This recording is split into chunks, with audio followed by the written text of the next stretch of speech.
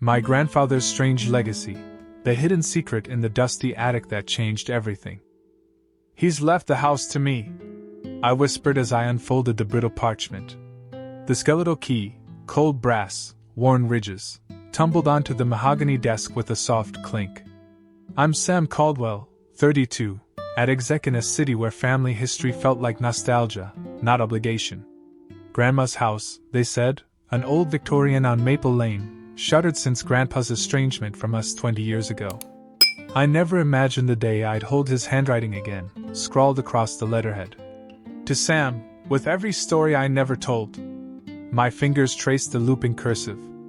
Estranged since I left at 18, angry, ambitious, eager to escape creaking floors and half-finished tales, Grandpa's last act reached out from the grave. Memories flooded in, sun-drenched mornings chasing fireflies along the gravel drive, his booming laugh echoing in the dusty halls, the promise of secret rooms he always said I wasn't ready to explore. I remembered the carved staircase, its banisters smooth from years of little hands, and the attic hatch he lifted for me once, sunlight streaming in to reveal a trunk of antique toys. Back then, I clutched his hand and promised never to forget. Then I did.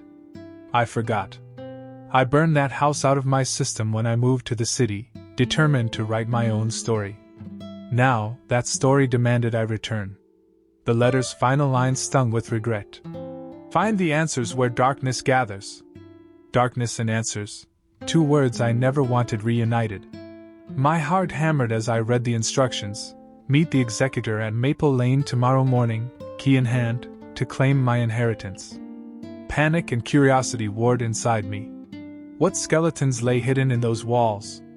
What stories did he bury beneath floorboards or behind faded wallpaper? I glanced at my phone, no messages from family. Dad had died years ago, Mom refused to talk about Grandpa. Aunt Clara stayed away, her last letter cutting me off with half pleas, half accusations. She never understood my need for distance. Now I had no choice. I packed a small bag, camera, flashlight, notebook, and a change of clothes. The key I tucked into my coat pocket felt like a pact. I knew the drive home would stir every memory I'd locked away.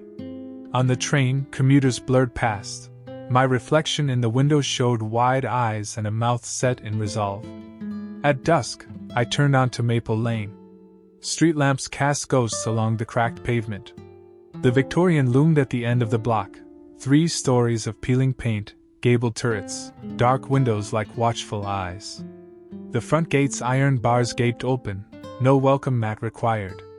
My breath caught as I stepped onto the creaking porch. The key felt heavy in my hand. Each plank groaned beneath my boot. I lifted the ancient lock plate, slid the key into place, and heard its teeth click home. The door swung open with a reluctant groan, revealing a grand foyer drenched in dusky shadows. Dust motes drifted in the last light, settling on a checkerboard floor. Portraits lined the walls, stern ancestors I couldn't recognize now, painted gazes following me as I crossed the threshold. The air smelled of mothballs and memories, tangy with neglect. I paused at the bottom of the grand staircase. My reflection wavered in the hall mirror. Someone returned, someone changed, someone afraid of what lay ahead. In the dim glow, the attic hatch loomed above, whispering of secrets waiting to surface. My pulse thundered. What story did Grandpa lock away? And am I brave enough to open that chest? Tomorrow, I'd climb to the attic, key in hand, and wrestle with whatever darkness he left behind. Red flag number 1. Deep inside, a small voice warned me, some locks are sealed for a reason. The morning mist curled around the gabled roof as I climbed the creaking front steps again. The key dug into my palm, heavy, insistent, reminding me there was no turning back. I crossed the threshold, stepping into the foyer where moonlight filtered through tall, narrow windows. Dust motes danced like tiny specters in the still air. I flicked on my flashlight. Its beam cut through the gloom, illuminating a grand staircase whose banister was worn smooth by generations. The walls were lined with stately portraits, stern patriarchs in frock coats, stoic matriarchs in lacy collars. Their painted eyes seemed to track me, silent witnesses to my return. I settled my bag on a small table near the door and inhaled deeply. The house smelled of mothballs, wood polish turned sour, and something earthier, like secrets decomposing in the walls. My heart fluttered with both dread and anticipation. Last night's memories surged back, Grandpa's booming voice echoing off these floors, his promise of hidden rooms. Now I was here to fulfill it. Before tackling the attic, I decided to survey the main floor. In the drawing room, heavy drapes hung motionless beside a long, dust-covered piano. An open grand piano bench revealed yellowed sheet music titled, "Lullaby for the Lost." I touched a key, its note rang hollow, echoing through the quiet chambers of the house. A faded envelope lay on the piano's edge. I unfolded it carefully. Inside, a slip of paper read, "Find me where the ceiling meets the sky." My pulse hammered. A riddle? A clue? I tucked it into my pocket. In the dining room, the long table was set for a feast that never came. Tarnished silverware, cracked porcelain plates, a dusty candelabra. I ran a finger along the tabletop's edge, imagining lighted dinners and whispered confidences. At one end stood a cabinet of glass-fronted shelves holding oddities, antique china, a tarnished compass, a small ivory statue of an owl with one eye missing. My flashlight beam landed on a loose floorboard nearby. I knelt and pried it up. Beneath lay a fragment of old newspaper, edges charred, a World War II headline. "Local Resistance Network Exposed." My grandfather had been in the armed forces. Was he involved? The house was a repository of hidden history, and I felt its weight pressing down. I rose and moved toward the narrow hallway leading to the back of the house. The floorboards groaned with each step. In a small study, bookshelves sagged under the weight of leather-bound tomes. I ran a hand along the spines, titles on cryptography, European history, a dog-eared volume called Shadows of the Empire. Under one shelf, the floor was oddly spotless. My heart leapt as I knelt to inspect it, but there was no handle or hinge, yet somehow this panel hid what Grandpa called the heart of the house. But first, the attic. Back in the foyer, I found the hatch at the top of the staircase, its brass latch dull with age. I climbed, each step echoing, until I stood before the hatch. The key fit into the latch without resistance, turning with a low groan of metal against metal. I braced myself, pulled, and the hatch gave way. A shaft of pale light from a high window welcomed me into the attic's cavernous expanse. Wooden beams arched overhead, lined with cobwebs. The air was cooler here, musty and stale. Dust-covered trunks and crates lined the floor. Some bore old shipping labels, others were stamped with initials, E.W., bold and proud. I swept aside cobwebs and approached the largest chest, its lock heavy and ornate. The note I found inside it last night flashed in my mind. "Only in darkness do the answers shine." My flashlight illuminated a small inset keyhole on the chest's front. I hesitated, heart thundering. Was the skeletal key meant for this? I slipped the key from my pocket. It fit perfectly. Turning it felt like unleashing a lock on the past. The chest lid creaked open to reveal a stack of items wrapped in oilskin, a leather-bound journal stamped with an intertwined G and C, a gilded pocket watch stopped at 3:14, and a hand-drawn map of the house, each room annotated in my grandfather's tight script. I lifted the journal carefully. Its cover was soft with age, edges frayed.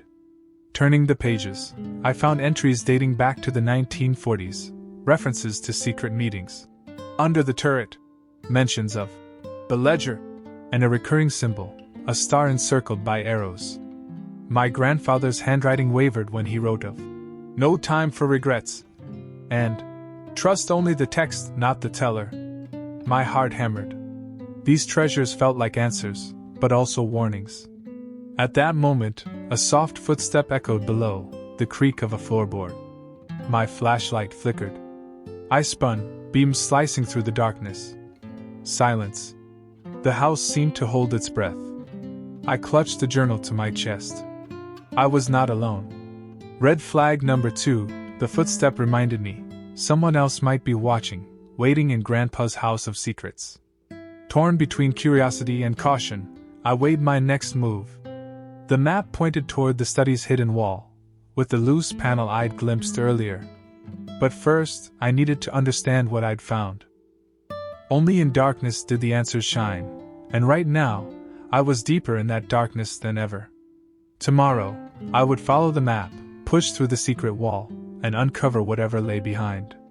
But tonight, I could only listen to the house's creaks and my own racing heartbeat. The next morning, I returned to the attic before sunrise. A fading trail of starlight filtered through the narrow window, dust motes drifting in ghostly arcs. My flashlight beams swept across the trunk stamped E.W. before settling on the chest I'd pried open last night. Inside lay the journal, the watch, and the map, treasures too strange to ignore. But I spotted something new, along the attic floor, tiny footprints in the dust. They trailed away from the chest and vanished beneath a rolled-up carpet. My pulse jolted. Someone else had been here, rifling through my grandfather's legacy. I knelt and traced the footprints, boot treads fresh. My breath caught as I remembered the footstep I'd heard below. Fear mingled with determination. I wouldn't let an intruder steal these answers. Turning back to the chest, I lifted the map. It was a crude rendering of the house's 3 floors: the tiled foyer, the drawing room, the dining hall, the study, where an X marked a wall behind a particular bookshelf. My grandfather's note at the bottom read, "Trust the ink, not the eye." Unfolding the leather journal, I cracked its spine. The first entry was dated June 1941. They meet at midnight under the turret. The ledger is the key to everything. Page after page detailed clandestine gatherings, names coded, locations obfuscated. My grandfather's elegant script wavered when he wrote of midnight alarms and narrow escapes. A charcoal sketch in the margin depicted a spiraling stairway, identical to the one behind the study's portrait shelf. I flipped to the final pages. They were more personal. "My legacy belongs to Sam. He must know the truth behind these walls. But not all truth brings peace." My heart thundered. He meant for me to find this. But peace? I felt anything but calm. A sharp click from below made me drop the journal. The attic hatch rattled. I froze, breath caught in my throat. The boot prints on the floor seemed to come alive, dragging me into the moment. I swallowed, voice barely a whisper. "Who's there?" Silence answered. The hatch settled back into place. My flashlight flickered, once, twice. The attic's arches loomed overhead, each beam a silent sentinel. I gripped the journal and map like talismans. I crept to the hatch and pressed my ear against the wood. Faint muffled movement, shoes scuffling on hardwood. Someone was on the main floor. My pulse pounded against my ribs. Should I descend and confront whoever it was? Or stay hidden and gather evidence first? I recalled Grandpa's words. Only in darkness do the answers shine. Perhaps shadows offered the advantage. I settled against a dusty crate, journal open in my lap. Turning its pages, I pieced together clues: the turret rendezvous, the ledger's watermark, a star encircled by arrows, matching a seal on the first page. Each entry felt coded, a puzzle begging to be solved. My gaze drifted to the tarnished pocket watch beside the journal. Its face was frozen at 3:14. I wound the crown, and with a groan, the hands budged, ticking once before halting again. Grandpa had stopped time here, for a reason. I traced the map's route to the study. The walls there were lined with shelves, their spines a mosaic of history. Behind one shelf lay the secret room. If I could reach it, the ledger might reveal my grandfather's true role during the war, and why someone would threaten me to keep it hidden. But as I tucked the map into my pocket, a low groan echoed from the attic beam. Planks shifted. I shined my flashlight toward the far corner. A dark shape I hadn't noticed before, a ladder leading to a narrow crawl space. Had I overlooked another entry point? Or was someone hiding up there? My skin prickled. This house had more layers than I imagined. Every discovery invited more questions, and more danger. I snapped the journal shut, hefted the pocket watch, and climbed onto the large trunk. My hand found the attic's triangular window's latch. Below, the creaking floorboard sounded again, closer this time. Footsteps ascending. I slid the attic hatch shut, muffling the sound. Pressed against the cool wood, journal clutched to my chest, I whispered, "I'm not leaving until I know the whole story." As the footsteps climbed into the attic, I realized I wasn't alone in my grandfather's secrets. Someone else was racing me to the truth. Dawn's gray light seeped through the attic window as I slipped from the hatch, journal in hand. My heartbeat had barely slowed from last night's footsteps. I knew the study held the next key. Grandpa's map led straight there. Moonlight filtered through the slender window high above, casting the secret room in a silvery glow. My heartbeat pounded as Victor Hayes, my grandfather's former partner, stood a few feet away, revolver holstered at his side. Crates of letters and ledgers surrounded us like silent judges. His eyes were hard. These records aren't just history. They're leverage. People will kill for less. I swallowed, voice steady despite my tremor. I need the truth, and I need to decide what to do with it. He studied me, weighing trust against caution. Then he nodded once. Fine. Let me offer my terms. Option A, negotiate, reveal his betrayal and broker a deal. I held out the leather journal. I want full access to your memories. My voice echoed in the hush. If I agree to decode the rest of Grandpa's journal entries, under your guidance, you let me leave with copies of the wartime letters and ledgers. Victor's expression softened. He removed the revolver and placed it on a nearby crate, next to the tarnished pocket watch. You'll need it to understand timelines and code phrases. He lifted a battered key from his coat and handed it to me. This unlocks the archive cabinet upstairs. There you'll find coded correspondence, confirmation of every operation. He paused. Agree to this, and I vanish. No more threats. I nodded, relief mingling with resolve. Deal. Victor exhaled, stepping back into shadow. Meet me at dawn in the attic. I'll guide you through. He turned and ascended the spiral staircase, vanishing through the hidden door. My hand shook as I pocketed the revolver and key. Negotiation would grant me the full story, and preserve the lives tied to Grandpa's network. Yet part of me bristled at leaving Victor unpunished. Option B, stand your ground, risk violence to seize control. I gripped the revolver's butt. I'm taking these records. No more games. My voice was iron. Victor's shadowed figure tensed. He reached for his coat, face hardening. In a swift motion, I raised the revolver. My training as a city dweller wasn't enough for this. Victor's eyes widened, and he froze. You don't know how to use that, he said, voice low. I gulped, finger itching on the trigger. He nodded toward a side crate. Our grandfather taught me well. If you must confront darkness with darkness, open that chest next to you. There's another key inside to secure these records. Instead of wresting control, I hesitated. Victor exhaled and stepped forward, gripping my wrist. He carefully pried the revolver free and holstered it. Your fight is with the past, not me. He handed me the leather journal. Use wisdom, not violence. Option C, flee and hide, escape with minimal proof. My pulse roared. Without warning, I spun around the crates and bolted for the spiral stair. My footsteps echoed as I slammed the secret room's door shut. I heard Victor shout behind me, keys rattling in the lock. I fled upstairs, the journal clutched against my chest. Reaching the attic hatch, I hoisted myself out, slamming it before Victor's hand could latch on. I raced down the main staircase, past the drawing room, and out into the chill night air, leaving ledgers and letters behind. Back in my car, I exhaled raggedly. The journal and faded photograph were all I'd saved, but I knew enough to expose Grandpa's heroism. I'd return with authorities once I deciphered the map's codes. The study door creaked as I pushed it open. Bookshelves lined 3 walls, leather-bound tomes crowding every shelf. The faint smell of aging paper mixed with a trace of something sharper, gun oil perhaps, reminding me of my grandfather's revolver in the attic chest. I examined the map's illustration, one bookshelf marked with an X.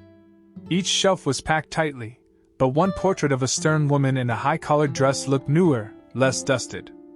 I reached up and pressed my palm against the frame.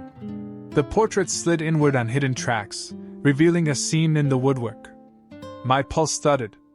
I slipped the journal and pocket watch into my bag and braced my shoulder against the bookshelf.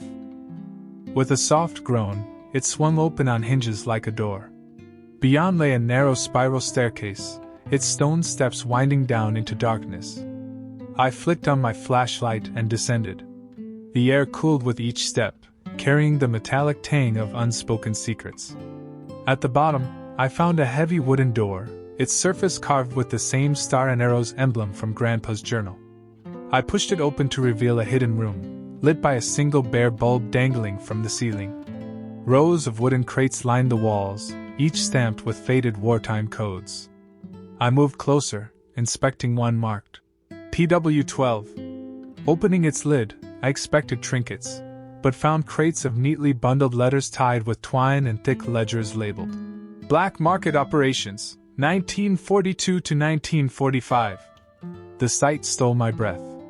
My grandfather hadn't merely tolerated the shadows, he'd thrived in them. A heavy revolver in a leather holster lay atop one crate. Its metal surface glinted under the bulb's weak glow. Next to it, crates of ammunition, evidence of clandestine defense efforts, or something darker? I rifled through a stack of yellowed letters addressed to my grandfather. Their contents spoke of safe houses, coded drop-offs, even lists of names, civilians hidden from occupying forces. He'd been more than a soldier. He'd been a resistance leader. Then I spotted a faded photograph pinned to the wall, Grandpa standing beside a man I didn't recognize, both wearing uniforms emblazoned with the star and arrows emblem. A small plaque beneath read, E.W. and J.H. Operation Midnight. My mind raced. Who was J.H.? And what was Operation Midnight? My phone buzzed in my pocket. I snatched it out, an anonymous text. "Stop digging or you'll regret it." The words flashed across the screen, stark as a warning. I swallowed. The echo of footsteps from above reminded me I wasn't alone. Someone else was tracking my every move, and they wanted these secrets buried. My journal's entries had hinted at meetings under the turret, those likely coordinated here. The black market ledgers recorded shipments of food, medicine, and forged papers, items critical to the war effort. But the presence of weapons suggested a readiness for violence, or self-defense. Grandpa's life had straddled the line between heroism and illegality. My choices weighed heavy. Share these revelations with authorities? Publish them, honoring Grandpa's true legacy? Or run from the danger closing in? A floorboard creaked. Heart pounding, I turned to see a dark figure standing in the doorway, a silhouette braced against the light. The stranger stepped forward, tall, lean, wearing a long coat and a battered fedora. His face was hidden in shadow, but his voice was familiar, low and taut. "You shouldn't have come here," he said, stepping into the bulb's glow. He removed his hat, revealing grizzled features and eyes that held a lifetime of secrets. "I was your grandfather's partner. My name's Victor Hayes." I swallowed. "Why threaten me? What do you want?" Victor's gaze hardened as he gestured to the ledgers. "Those records can free or destroy people. I've kept my promise to him, protected these pages. Now you must decide, do you honor his code, or expose everything and risk lives?" His words hung between us, charged with history and danger. Around us, crates of wartime confessions pressed in. The revolver on the crate reminded me the stranger wasn't alone. He knew these rooms better than me. I squared my shoulders. "I want the truth. I want to understand his legacy, and protect it." Victor nodded slowly, relief flickering across his face. "Then we must work together. But first, you must choose how we proceed." Behind us, the hidden room stood as a testament to my grandfather's secret war, a legacy I now held in my hands. And as the bulb's light trembled overhead, I realized the real journey was just beginning. Moonlight filtered through the slender window high above, casting the secret room in a silvery glow. My heartbeat pounded as Victor Hayes, my grandfather's former partner, stood a few feet away, revolver holstered at his side. Crates of letters and ledgers surrounded us like silent judges, His eyes were hard. These records aren't just history. They're leverage. People will kill for less. I swallowed, voice steady despite my tremor. I need the truth, and I need to decide what to do with it. He studied me, weighing trust against caution. Then he nodded once. Fine. Let me offer my terms. Option A, negotiate, reveal his betrayal and broker a deal. I held out the leather journal. I want full access to your memories. My voice echoed in the hush. If I agree to decode the rest of Grandpa's journal entries, under your guidance, you let me leave with copies of the wartime letters and ledgers. Victor's expression softened. He removed the revolver and placed it on a nearby crate, next to the tarnished pocket watch. You'll need it to understand timelines and code phrases. He lifted a battered key from his coat and handed it to me. This unlocks the archive cabinet upstairs. There you'll find coded correspondence, confirmation of every operation. He paused. Agree to this, and I vanish. No more threats. I nodded, relief mingling with resolve. Deal. Victor exhaled, stepping back into shadow. Meet me at dawn in the attic.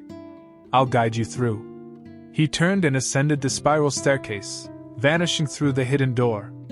My hand shook as I pocketed the revolver and key. Negotiation would grant me the full story, and preserve the lives tied to Grandpa's network. Yet part of me bristled at leaving Victor unpunished.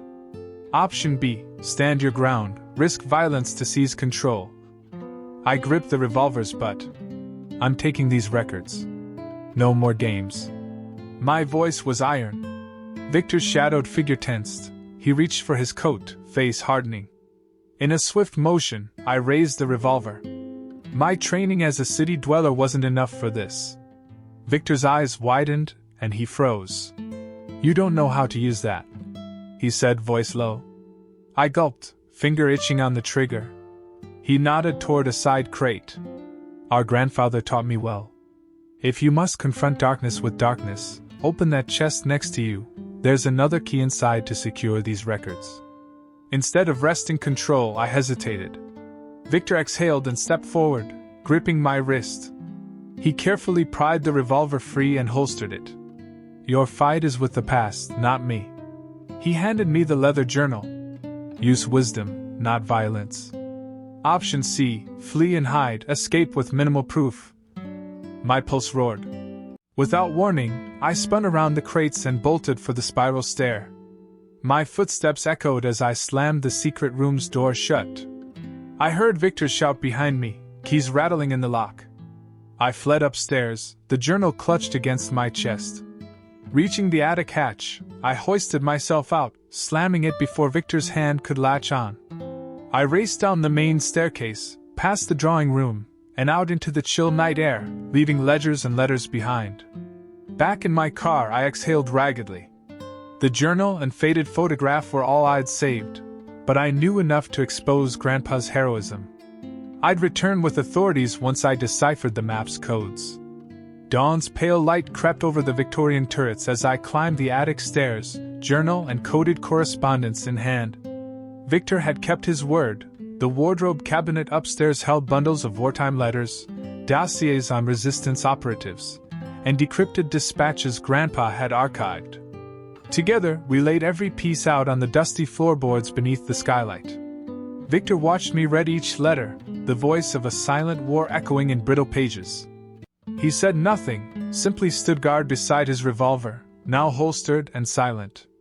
In that quiet, I understood the full measure of Grandpa's sacrifice. He'd risked everything, forging alliances by moonlight, smuggling refugees past enemy lines, and using the house's secret rooms as sanctuaries.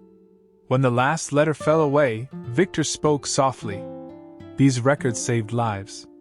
But in the wrong hands, they could destroy them. He gestured to the binders of black market ledgers, proof of operations that straddled moral lines.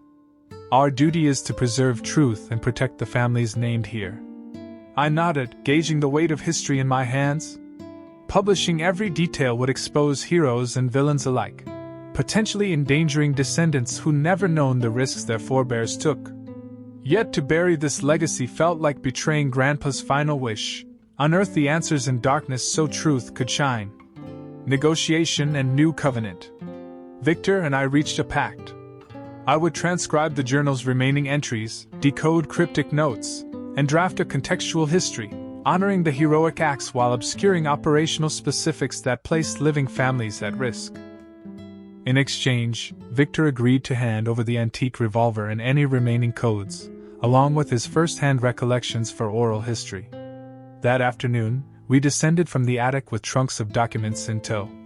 Sunlight through the stained glass windows painted colored patterns across the hallway. I felt the house relax around us, breath released after decades of secrets.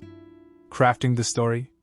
Back in my city apartment, I set up a temporary war room. The journal lay open, letters arrayed by date, my laptop logged into a secure drive.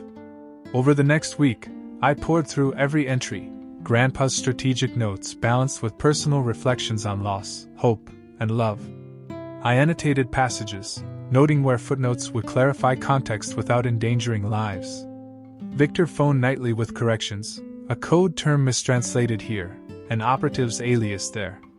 His voice softened when he recounted a narrow escape from a Gestapo raid, how Grandpa had hidden him in a floorboard for 3 days. Those narratives became the heart of the story. Public reveal and private healing. Once the manuscript was complete, I arranged a private meeting with Aunt Clara and my mother. We gathered in the old library, where dusty tomes had once gathered. I read selected passages aloud. Grandpa's courage under fire, his guilt over collateral damage, his love for family that spanned generations. Tears streamed from my mother, long estranged by old wounds.